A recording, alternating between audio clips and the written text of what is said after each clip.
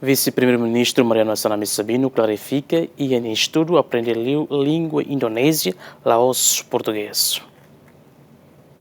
Vice-Primeiro-Ministro Mariano Sanami Sabino explica mas que a língua portuguesa no dar liang oficial timor-nian, nebema consagra ona e a Constituição RTL, mas durante o processo de estudo nebema governante neliu aprende a língua indonésia.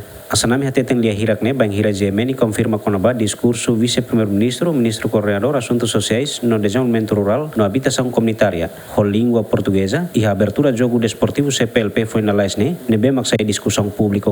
Haune base estudane bahasa Indonesia. E geração haune barak mak bahasa Indonesia.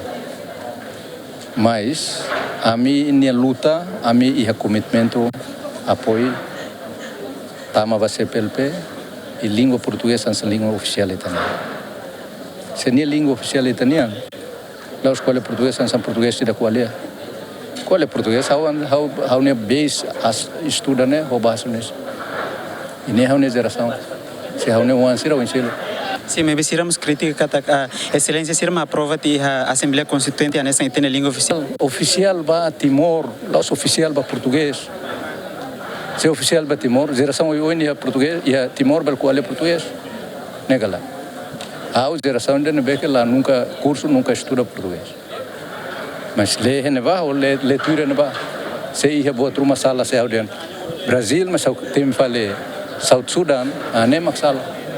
Se audien proclamação ne 28 de novembro 1975, mas ao tem me falei tinan se lukida, ane ma foi sala. Nebe público la vele ba buat kikuan sira nebe que lá ia fundamento. Aresa sa nebe que lo.